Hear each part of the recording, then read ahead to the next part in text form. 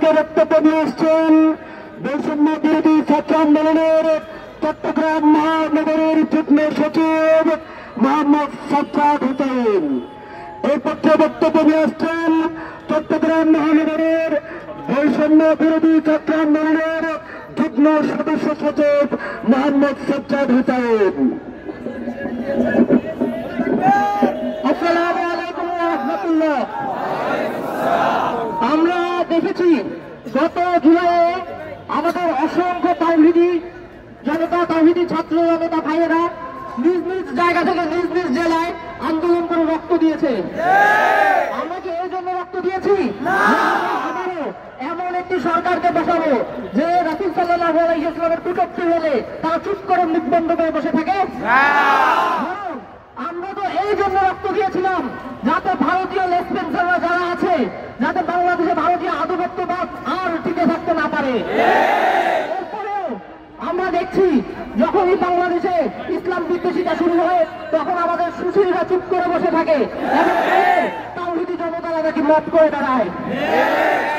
আমি স্পষ্ট করে বলতে চাই, যত দ্রুত সম্ভব যদি এই রাষ্ট্র তাওহীদি জনতার গুরুত্ব না বুঝে, এই রাষ্ট্রে এখন যারা আছে উপদেষ্টা মহলে, এদের মেয়াদ মাত্র 1 বছর, এই 1 বছর থেকে শুরু করে তাদের পতনের ঘোষণা শুরু হবে। নিজে বাদী হয়ে মতিঝিল থানায় অভিযোগ দায়ের করেছিলাম যে কেন 1 সপ্তাহ হয়ে গেল এখনো পর্যন্ত রাখাল বাহার মতো কুলঙ্গারদের বিচার হলো না, তাদেরকে গ্রেফতার করা হলো না।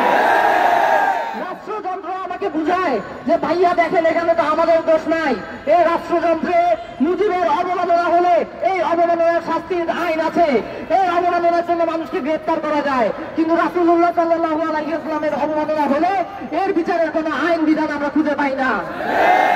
প্রশাসন আমাকে বলে আমাদের ভিতরে অনেকেই আছে যাদের অন্তর জ্বালা করে, যারা আমরা অনেকেই আছি যখন রাসূলকে অবমাননা করতে শুনি আমাদের রক্ত টকবক করে, কিন্তু আমরা এমন একটা ধারা খুঁজে পাই না যে ধারা দিয়ে তাদেরকে আমরা অ্যারেস্ট করে আনবো এবং বিচারের আওতায় সম্মুখীন করব।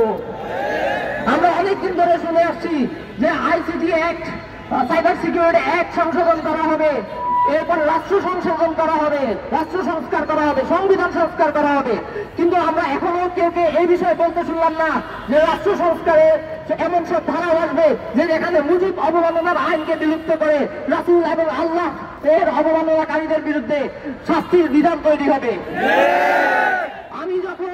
আমি গত 1 সপ্তাহ ধরে ঢাকা শহরের গলি ঘুরে বেড়াচ্ছি, থানায় থানায় ঘুরে করছি, আদালতে যতবারই আমি সাইবার সিকিউরিটি একটা মামলা করতে গিয়েছি প্রত্যেকবারই শুনেছি আজকে কোর্ট উঠেনি, জজ সাহেব আসেনি, এভাবে আর কতদিন? তাওহীদি জনতা স্পষ্ট করে বলতে চাই, আমরা রক্ত দেয়া শিখে গেছি, রক্ত দিয়েছি, ধাপে ধাপে রক্ত দিয়েছি, আরো রক্ত দিব, উত্তপ্ত রক্তের বন্যায় আপনাদেরকে ডুবিয়ে মারবো। বুকের ভেতর দারুণ ঝড়, বুক পেতেছি গুলির পর, বুকের ভেতর দারুণ ঝড়, বুকের ভেতর দারুণ ঝড়, আপনাদের বুলেট বোমা শেষ হয়ে যাবে কিন্তু আমাদের তাওহীদি জনতার রক্ত শেষ হবে না ইনশাআল্লাহ।